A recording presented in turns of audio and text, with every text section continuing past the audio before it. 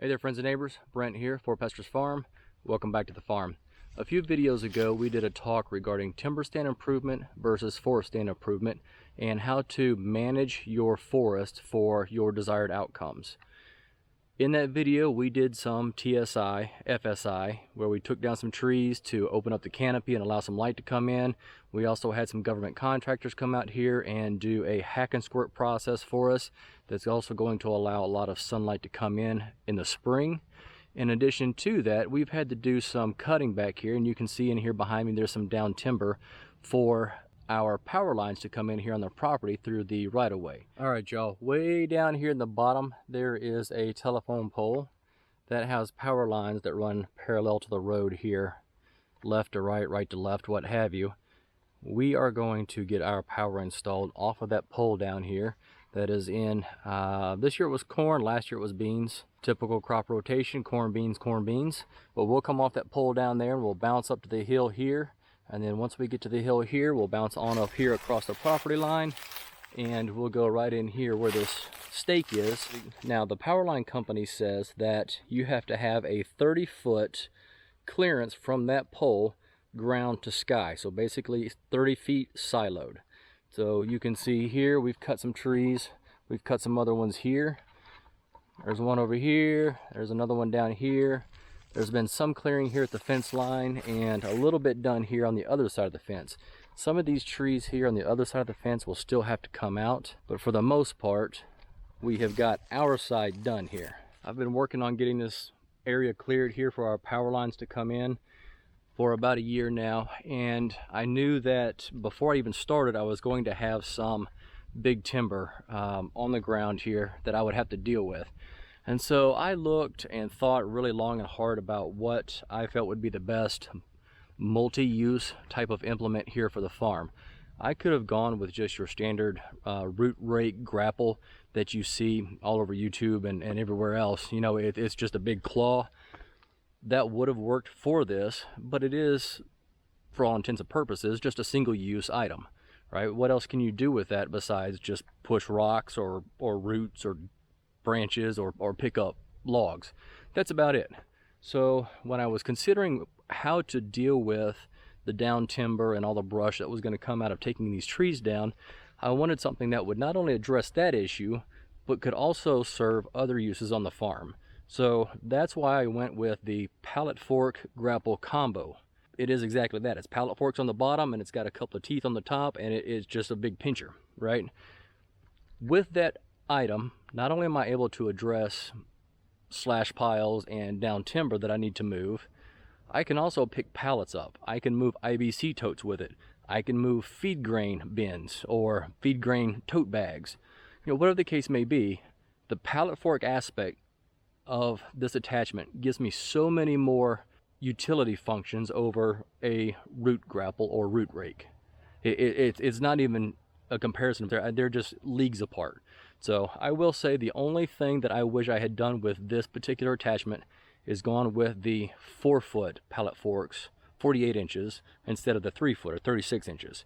I have a hard time seeing the end of the 36-inch forks on this attachment. I think if I had the 48-inch forks on there, it'd be a little bit easier to see, especially if I were to say paint them, you know, bright orange, you know, something very visibly easy to see. I would be okay. But the 36-inch forks, to me, they're a little bit short. Now, they still work with IBC totes. They'll still pick up pallets and things of that nature without a problem, no questions asked. It just, for visibility's sake, I think the 48-inch would be easier than the 36. So we're going to get to work here cleaning up some of this stuff. Y'all stick around. Appreciate y'all joining us. If you're not a subscriber, go ahead and hit that subscribe button. We'd love to have your vote of confidence. We'd love to have you join us here routinely on the farm. Come on, y'all. Let's get it done.